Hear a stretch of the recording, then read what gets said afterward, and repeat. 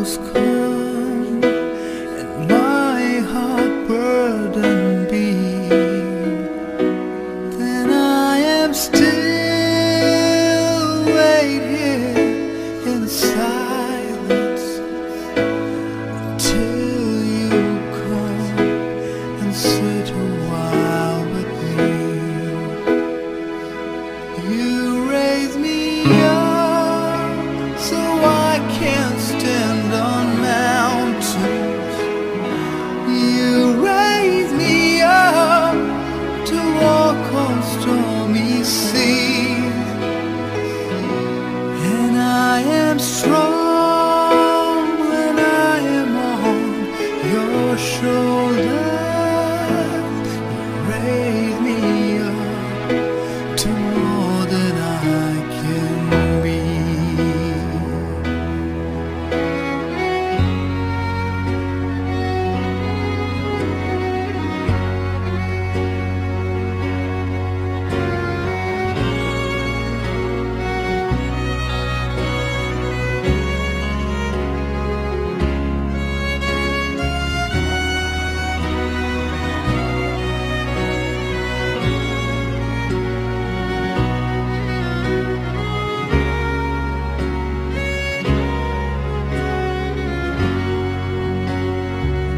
You raise me up so I can stand on mountains. You raise me up to walk on stormy seas. I am strong when I am on your shoulder. You raise me up to more than I can be.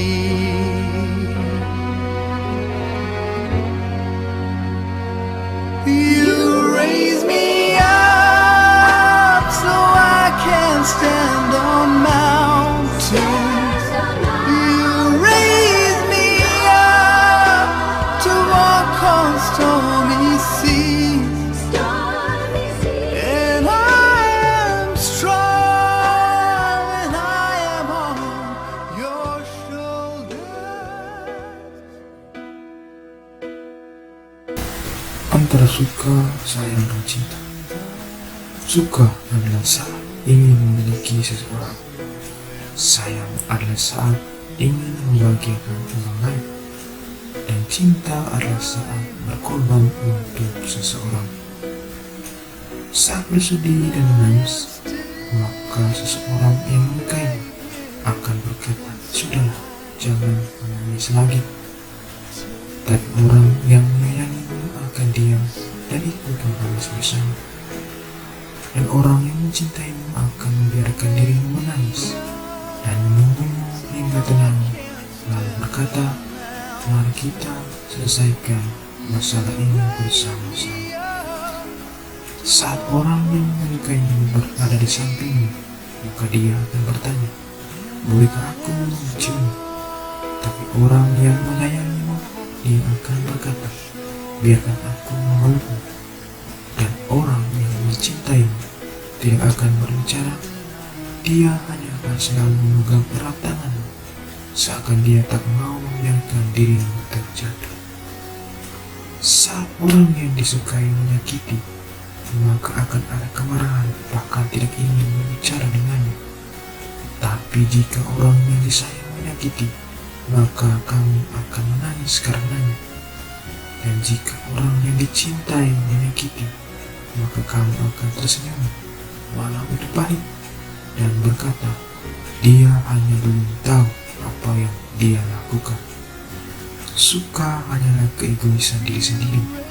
Sayang adalah memberi dan menerima, dan cinta adalah rela berkorban. Suka hanya akan berbuat jika itu menyenangkan. Sayang hanya berbuat karena ingin selalu ada untungnya. Dan cinta berbuat karena tak ingin ada yang terluka, tak peduli bagaimanapun keadaan. Kepada kita ditawarkan oleh Tuhan hukum cinta dan bukan hukum suka atau hukum sayang. bagaimana selama ini kita menerapkannya? Seberapa sering kita mencintai sesama? Kita menjadi kuat meskipun lemah jika hidup dalam cinta kasih yang besar.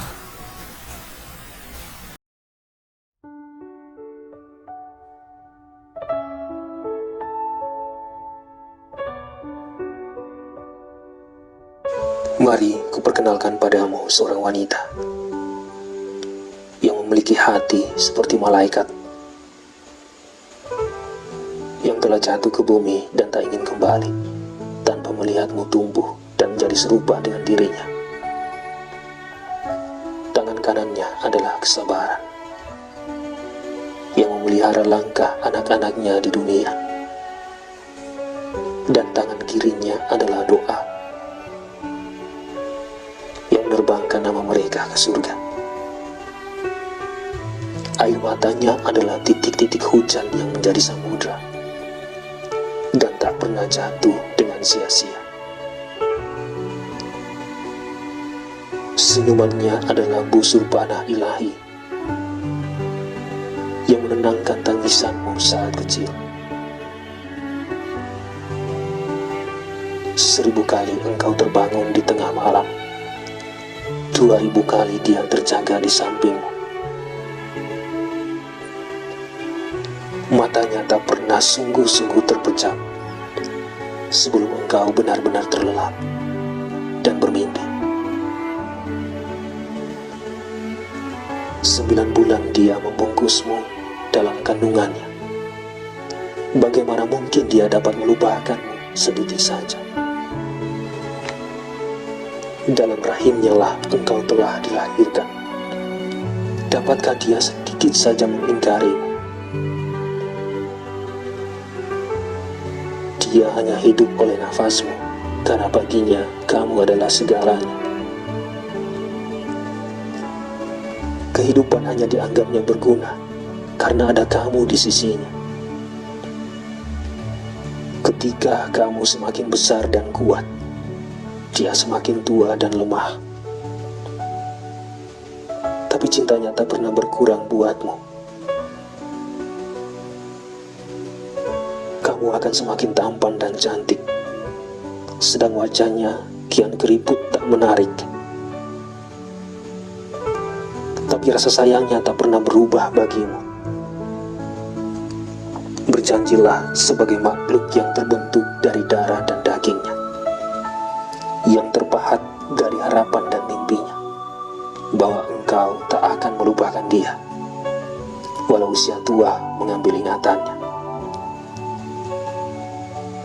Berjanjilah untuk selalu menganggapnya sebagai seorang ibu, sebab itulah kebenaran dan sekaligus cahaya yang menuntunmu hingga saat ini dan menerangi jalanmu hingga ke sini. Walau keriput mengambil eloknya, dia tetap ibumu, apapun rupanya.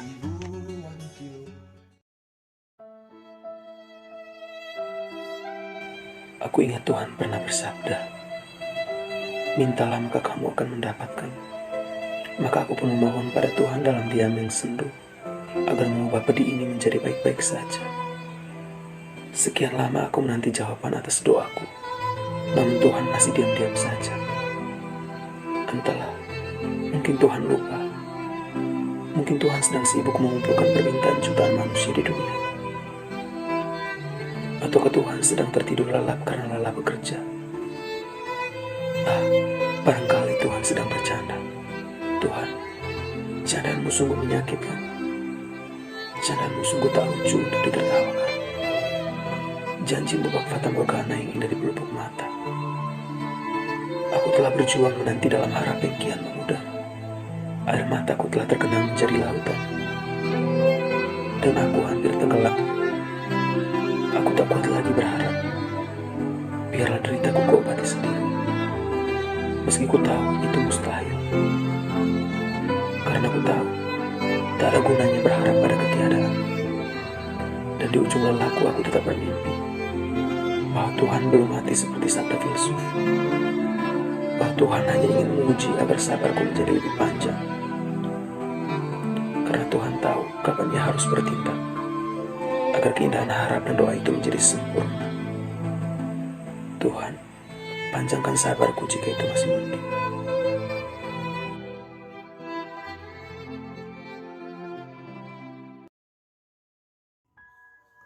Seorang ibu bekerja di sebuah bank swasta yang cukup terkenal di kotanya. Ia sangat senang karena diberi posisi yang semakin penting seiring masa baktinya yang sudah hampir 20 tahun lebih. Ia bersyukur karena kerja kerasnya selama ini mulai membuahkan hasil. Namun, kebahagiaan itu ternyata tak bertahan lama. Tanpa diduganya, direktur bank yang baru terpilih tiba-tiba menempatkan dirinya di ruang pertama.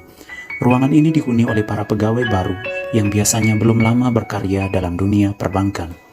Ia sangat sakit hati, pasalnya saat ini ia telah menjabat sebagai kepala bagian di lantai 3. Banyak teman-teman seruangannya yang juga tidak setuju dengan keputusan direktur baru mereka. Tetapi apa boleh buat, mereka semua hanyalah bawahan yang tak dapat berbuat apa-apa bila keputusan sudah diambil oleh pemimpin. Berbulan-bulan si ibu belajar menerima keputusan tersebut.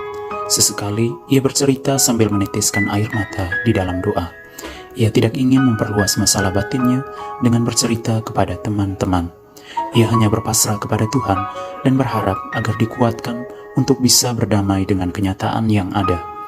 Tanpa doa, ia tak mungkin kuat menahan kecamuk dalam hatinya.